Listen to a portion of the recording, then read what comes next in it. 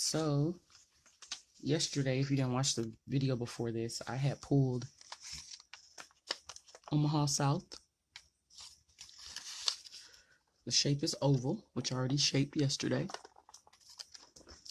And I get to choose the design. So it's not going to be too elaborate. What's up, Nailistas? We are back with another video. And in this video, we are doing another homecoming set. And I am going to be doing a voiceover. Alright, so also I will be doing some Q&A nail tech version questions on this video, so make sure you stay tuned for that. Also, I already pulled my schools and the shape and the design, so just stay tuned and see how these nails come out. You probably already looked at the thumbnail and want to see how I achieved this look. So I pulled as you saw in the last clip, I pulled Omaha South, which is red, and they are the Packers. Go Packers. And these are the 7 major high schools in my city. So let's go ahead and get into some of these nail tech Q&A questions. So the first question that I got was, what is the difference between a spa pedicure and a regular pedicure? A regular pedicure just consists of soak and then like a manicure but on your feet. So pushing back the cuticles, trimming the nail down, and then you get like a short massage and exfoliation of the dead skin, and then that's it, and your polish. And it typically comes with the regular polish. Now spa pedicures typically come with gel polish. You get all of that and more. You get a longer massage. You could possibly get hot stones, hot towel, paraffin wax, and then sometimes it's even better quality products are used in a spa pedicure. So that's why your spa pedicures are going to run you upward of $50, and your regular pedicure is going to be around 30-40 bucks, depending on where you live. Please don't come for me. It all depends on where you live. If you go to different salons in your area, you'll see that the prices are competitive. Okay, so those are the main differences: your polish, how long you're massaged, and then are you going to get like heat added onto your feet, or versus not. Okay, so the next question that I have is, how can I stop biting my nails? Oh, I get that one a lot. Well, if you are a female, the way you can stop biting your nails possibly is by wearing false nails, acrylics, hard gel, and things like that, because you'll put that in your mouth and you won't have that sensation on your finger. If once you start getting the fake nails, I assume that, I don't bite my nails, but I'll assume that you'll put your fake nails in your mouth thinking you're gonna bite your nails, and it won't feel right. I've heard a lot of people say that false nails have helped them to stop biting their nails. So that's one way. Another way is, I know they got like different polishes that are like spicy and taste nasty, so that you'll keep your hands out of your mouth. It's that hand to mouth motion. So that could be for anybody, male or female. My son actually bites his nails. Crazy thing about it is, when he was a baby, he used to try to suck his thumb, but I stopped him from that. And I guess the thumb sucking later on in his toddler years turned into nail biting. So you just have to stop that hand to mouth motion, kind of like when people smoke. It's that hand to mouth motion that gets them. They feel like they have to do something with their hands, and it could just be nervousness. So another way would be to control your nerves, and yeah, just don't be nervous and find a different way.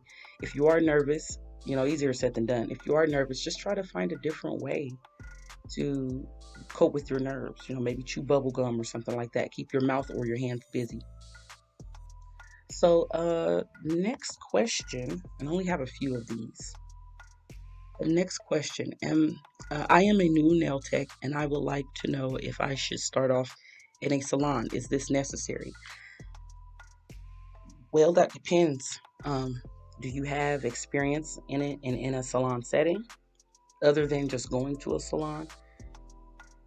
Because in school, when I was in school last year, they push for you to work in salons, like at least the first year of having your license, so that you can see how the day-to-day routine and how things are done on the business side of the salon. If you are already business minded and you don't plan on opening your own like salon where you hire people, I would say no, it's not necessary.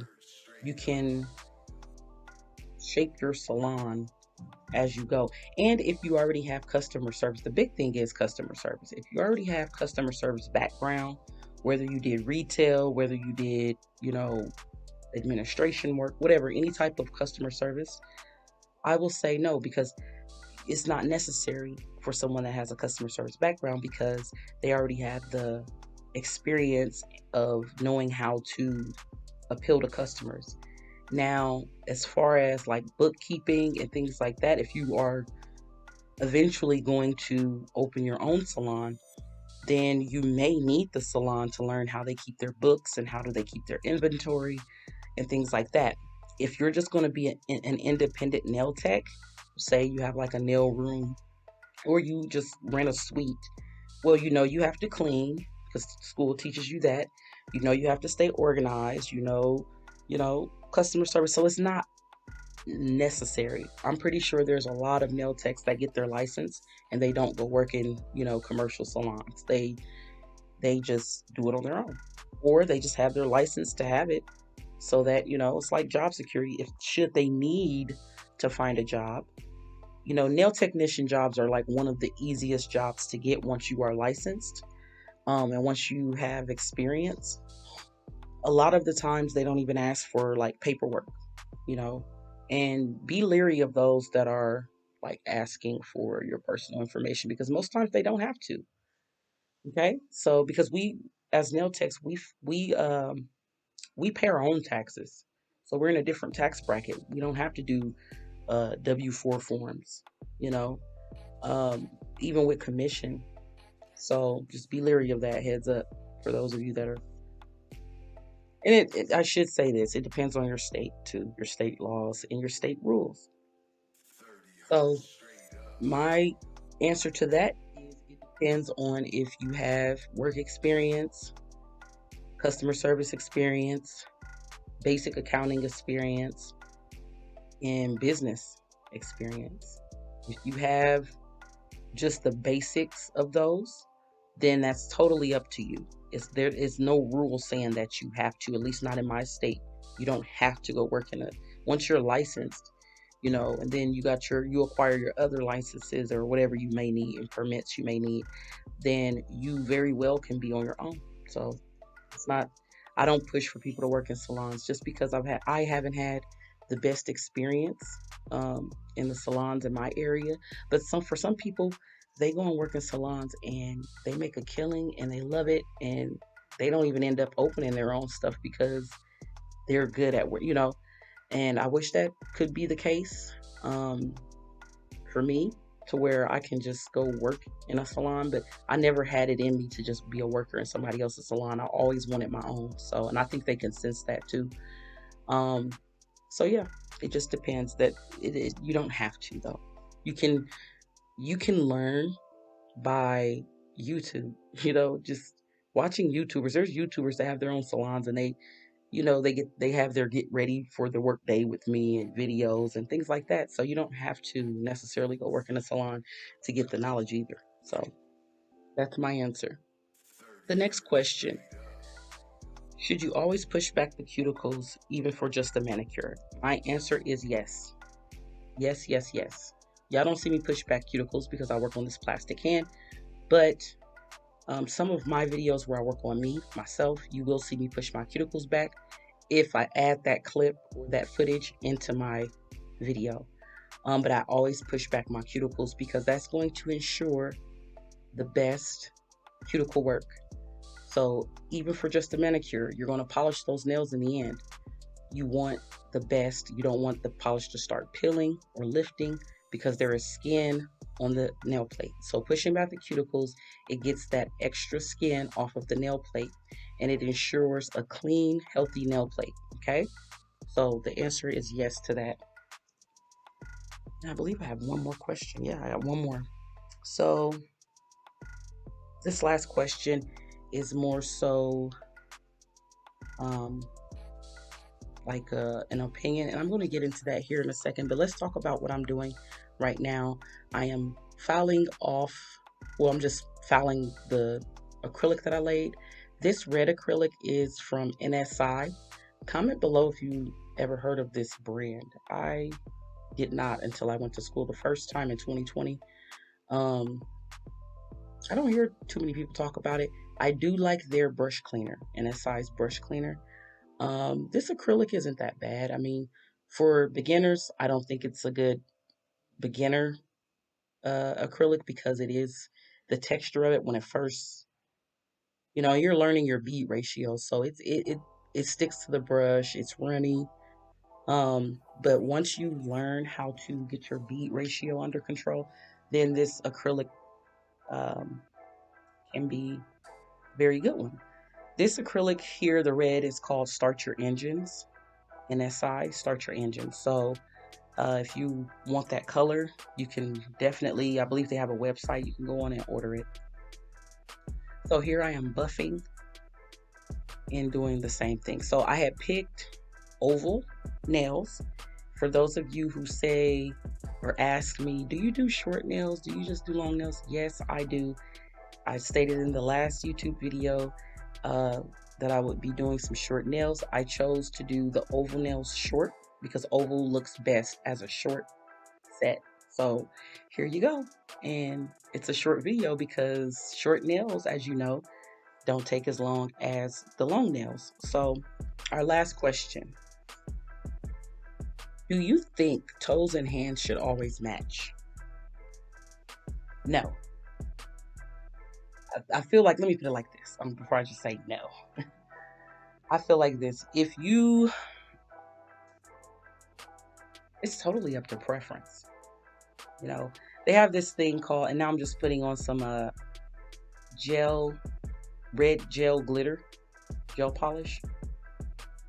And it's because I'm going to put bling, so I wanted to have the nail like sparkly, so you can't really see the gaps. And then it just adds extra shine to the nail before you just lay your bling. I mean, you can just lay bling if you want, but it's best to put a glitter polish underneath the bling before you lay the bling.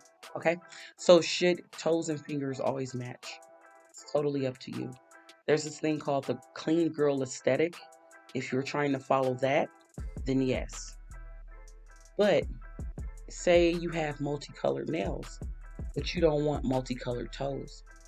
You can just pick a neutral color or one color from your fingernails to match your toes. Or if you know that you're not going to keep your hand color often, essentially we keep our toenail color longer than we do our fingernails because we look at them more,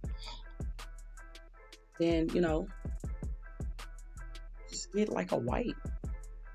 But I am not one of those people that feel like my toes and hands should always match. And the reason being is because I'm a nail tech and I need content. So most of the time you will not catch my toes and fingers matching. Even when I wasn't a nail tech, because I love doing nails so much on myself, they wouldn't match because, they're not matching right now. I mean, I guess they are because my toes are tan and my hands are, you can see them in this clip, and it's like fall. You got the gold leaves. So they kind of match, but they're not matchy. So that is totally up to you guys. Okay. So I am going to get into a new YouTube channel, or a couple YouTube channels that I found, and it's very popular right now, especially really amongst all the age groups, because I saw somebody's comment saying they were 58 and they were watching this. But have y'all heard of Reginae Carter and Armand Warren? Reginae Carter is Lil Wayne's, the rapper Lil Wayne, his daughter, Reginae Carter. And I've been watching her since her mom first came on the scene in like 2009 with the Tiny and Toya show. But anyways, they are a couple now. And just to give some insight on Reginae, she used to date YFN Lucci, which is a rapper. And he appeared on one of the, was it Run Up Hip Hop? She's been on a few shows. I believe it was Run Up Hip Hop, and she was dating him, and he didn't seem like You know, and Toya didn't, her mom Toya didn't really want her dating a rapper because she dated Lil Wayne, so she know the things that rappers could potentially put her daughter through. Well, she's now with Armani Warren, and he's not really a rapper. He's more of a singer. And him and his brother, I guess, used to sing or still do. They have their little duo, and they're actually talented. They're very good. They remind me of like Chris Brown. So check them out on YouTube. They're dating, and it's like they're like a little power couple already, you know. I don't know if they're like official, because I think they try to like this, you know, conceal, you know, their stuff. And as you should, you know, if you have a major following like that, you shouldn't tell all your business and keep some things for yourself. YouTube doesn't need to know everything, right? So their videos are just very positive and uplifting, and they, like I said, they have a demographic of all age groups. Now it's mainly women, but I suggest young men watch Armani because he's, and I'm pretty sure he has, you know, young men watching him. But for the most part, I see women in his comments, and they're very, you know, cute, and it's refreshing to see young people, you know. All the Burke nails that I did, y'all really showed out on this video. I got the most likes on this video, so go catch that video if you haven't. The black and gold Burke nails. But anyhow, yeah, it's refreshing to see young people be positive and, you know, show that they have positive interactions with their family and friends and loved ones. And, you know, she's just vlogging, and he vlogs as well. And I really hope that their relationship takes off, and I hope that, you know, that they stay together. Now, there I started to do some gel polish, but I took it off because it was, so I redid the design. Okay, just did like some kind of like looking, I wanted to look like scratches. I didn't want it to look perfect, so you'll see in the end. But yeah, they're very positive young people, and it's refreshing to see that. And like I said, they're reaching older folks as well. Reginae Carter just reached 300K, so congratulations to her, which she should have known that, you know, she's very charismatic and funny, and, you know, she's interesting to watch. So she should have known she was going to blow up when she took her YouTube serious. And Armani is not too far behind. He used to vlog, but I believe he stopped. And you might catch a lot of people talking about his child's mother and trying to pin them against each other. But from what he and Essie, you know, share out of their mouths, they're, you know, co-parenting, and they're not going to bash each other. So I really pray that this is a positive relationship for Reginae, because I've heard her name a few times with YFN Lucci, like her being cheated on and things like that. And no one wants to be in the tabloids for something negative. So I wish her the best. I wish Armani the best. They're such a cute couple. And, you know, my advice to them, if they are listening to my video, communicate. There's not too much that you can't fix with communication. Communicate, honesty, communicate.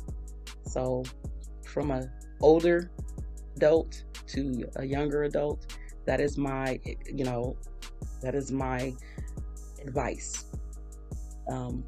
I've been married for almost 2 years, so February of next year will make 2 years. I got married last February. We've been together for over 6 years now, and it's crazy to say because this is the longest I've been with anybody, honey. Normally I get out of there. When I see problems, but that was something I had to work on myself. And Reginae seems like, you know, she had a good head on her shoulders. So kudos to Dwayne Carter and Toya Johnson, soon to be Toya Rushing. Congratulations to Toya. This is my slow-mo. I slowed it down so y'all can see that. And look at that. Look, the red and the white. That's the Packers. So I hope y'all enjoyed this video. I hope y'all enjoyed this set. Make sure y'all like, comment, and subscribe. And stay tuned for the next video. Make sure you hit that bell notification so you'll be notified. All right. God bless y'all. Till the next one. Peace.